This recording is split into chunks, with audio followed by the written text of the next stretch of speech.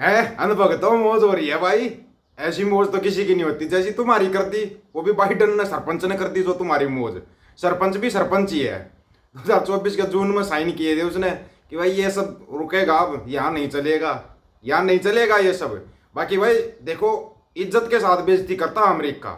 यहाँ पर कोई भी बैठ के वीडियो बना दो, पैंट उतरवा देंगे, ये कर देंगे, लेकिन इज्जत के साथ बेइज्जती करता है अमेरिका, बड़ी इज्जत के साथ। स्पेशल फ्लाइट किराए पर लेकर और उसमें इनको अंधभक्तों को भरा, बोला चलो चलो जल्दी चढ़ो इसके अंदर चढ़ो, और बोला जय बोलना तुम दिल्ली एयरपोर्ट पर जाके, और अमेरिका से उड़ा के फ्लाइट किराए पे फ्लाइट ले गए, सीधा दे गए मारा दिल्ली।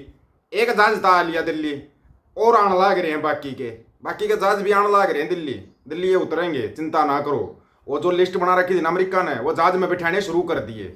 बोला था ना ज़्यादा तुम जो है ये करते हो, पंगाबाजी करते हो, तो थोड़ा संभल के भी रहना चाहिए, संभल के भी रहना चाहिए। लेकिन नहीं, तुम्हारे को क्या था, आएगा तो नंबर अंध भक्तों का ही, ठीक है ना। अमेरिका ने अवैध रूप से रह रहे भारतीयों को चार्टर्ड विमान से भेजा वापस, चार्टर्ड विमान किराए पर लेकर और उसमें चढ़ाए। बोला अभी जाओ और वहां जाकर अपनी आरती उतरवाओ, ठीक है ना, तुम यहाँ रहने के लायक नहीं हो। अच्छा, आपको पंजाब पुलिस के डीजीपी गौरव यादव का बयान याद है? लॉरेंस बिश्नोई मामले में उसने एक बयान दिया था कि भाई हमारे देश में, मतलब हमारे पंजाब की जेल में तो ऐसा कुछ नहीं हुआ, कोई इंटरव्यू नहीं आया था लॉरेंस बिश्नोई का। यही बोलिया था ना डीजीपी गौरव यादव साहब ने, यही तो बोलिया था। आपको जहाज वाली कहानी दोबारा बताएंगे उसको, वो क्या रहा है उसका। बाइडन इतना सख्त क्यों हो रहा है? बाइडन नहीं, वो कनाडा से भी आने लग रहे हैं। वो मेरे को लग रहा है तुम 31 दिसंबर नहीं पकड़ पाओगे, ना अमेरिका में, ना कनाडा में, ना ऑस्ट्रेलिया में, कहीं भी नहीं पकड़ पाओगे तुम 31 दिसंबर। दिवाली यही मनाओगे तुम, तुम्हारी दिवाली यही मनवा देंगे वो। 2 डीएसपी सहित 7 पुलिस वालों ने जेल में करवाया था लॉरेंस बिश्नोई का इंटरव्यू। अब पंजाब सरकार ने कर दिया सस्पेंड उनको, सस्पेंड। कमाल की बात नहीं है? डीजीपी गौरव यादव साहब तो बोल रहे थे हमारी जेल में तो कोई इंटरव्यू है नहीं, ये तो राजस्थान की जेल में इंटरव्यू हुआ था। अब ये नाम कैसे आ गया? पंजाब सरकार ने लॉरेंस बिश्नोई इंटरव्यू मामले में बड़ी कार्रवाई की है। मान सरकार ने पूर्व डीएसपी गुरशेर सिंह संधू समेत 6 अन्य पुलिस अधिकारियों को निलंबित कर दिया। इन सभी को 3 अप्रैल 2022 को गैंगस्टर लॉरेंस बिश्नोई के साथ इंटरव्यू की व्यवस्था कराने के लिए दोषी पाया गया है। ये इंटरव्यू उस समय करवाया था जब Lawrence Bishnoi CIA police station Kharar की हिरासत में था। सरकार ने तत्काल प्रभाव से इन सभी को निलंबित कर दिया है। कौन कौन से अधिकारी निलंबित हुए पहले ये भी सुन लो। Samarvaneet PPF DSP, sub inspector Reena CIA Kharar, sub inspector LR Jagatpal Jangu AGTF, sub inspector LR Saganjeet Singh, ASI Mukhtiyar Singh, AHC LR Om Prakash, Samarvaneet PAS DSP. 1.5 साल पहले ये इंटरव्यू करवाया था इन लोगों ने। बता दें करीब 1.5 साल पहले गैंगस्टर लॉरेंस बिश्नोई का एक राष्ट्रीय चैनल को दिया गया एक इंटरव्यू वायरल हो गया था। इस घटना के बाद पंजाब पुलिस को आलोचना का सामना करना पड़ा था। पंजाब पुलिस की ओर से कहा गया था कि लॉरेंस का इंटरव्यू पंजाब की जेल में नहीं बल्कि उसकी पुरानी जेल से है। इसके बाद जब इंटरव्यू की जांच के लिए पंजाब और हरियाणा हाईकोर्ट ने 10 महीने पहले एसआईटी का गठन किया था, जिसकी रिपोर्ट मंगलवार को डीजीपी प्रबोध कुमार ने हाईकोर्ट को सौंप दी।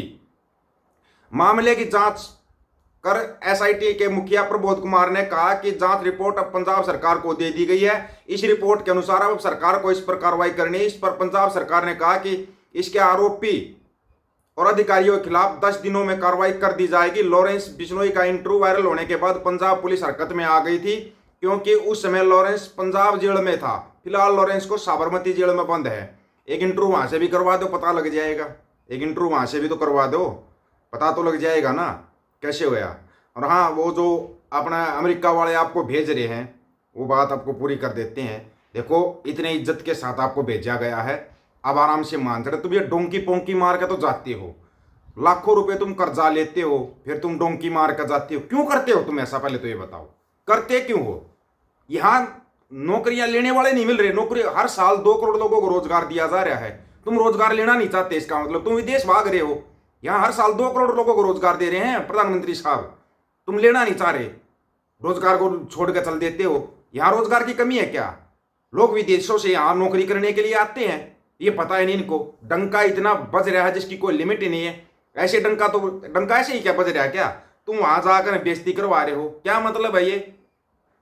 डीएचएस नियमित रूप से उन नागरिकों को प्रत्यावर्तन की सुविधा के लिए विश्व स्तर पर सरकारों के साथ सहयोग करता है जिनके पास अमेरिका में रहने के लिए वैध कानूनी कागज मौजूद नहीं है।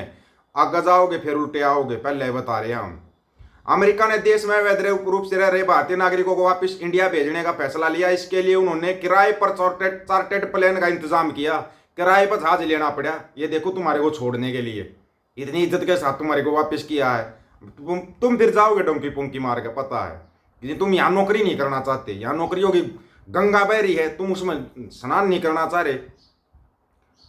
मामले पर शुक्रवार को होमलैंड सिक्योरिटी विभाग ने कहा कि यह कदम भारत सरकार के सहयोग से उठाया गया है। इसके लिए 22 अक्टूबर को एक चार्टेड फ्लाइट भारत भेजी जा चुकी है।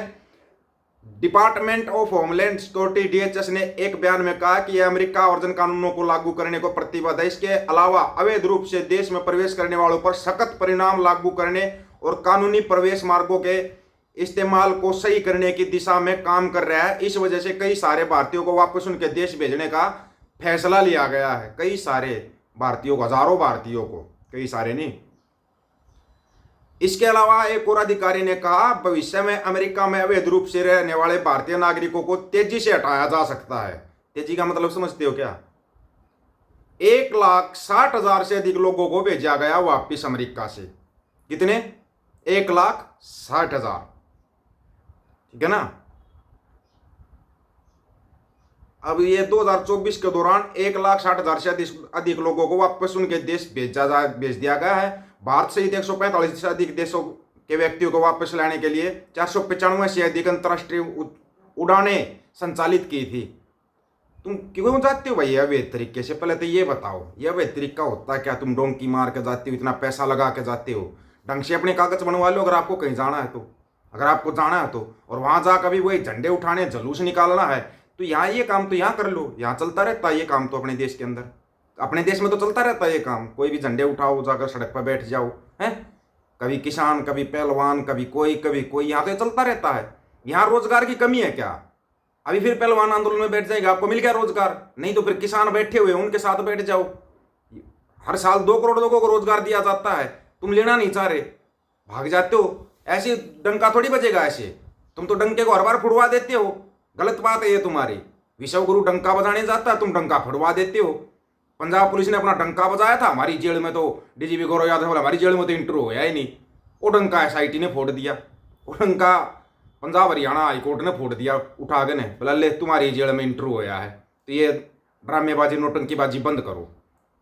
ये सब चल क्या रहा है? क्या चल रहा है? कोई बताएगा क्या हमारे को? ये अमेरिका ऐसे क्यों बेइज्जती कर रहा है भाई? अच्छा नहीं लगता थोड़ा यार? विश्व गुरु है, थोड़ी बहुत तो लिहाज रखो यार उसकी।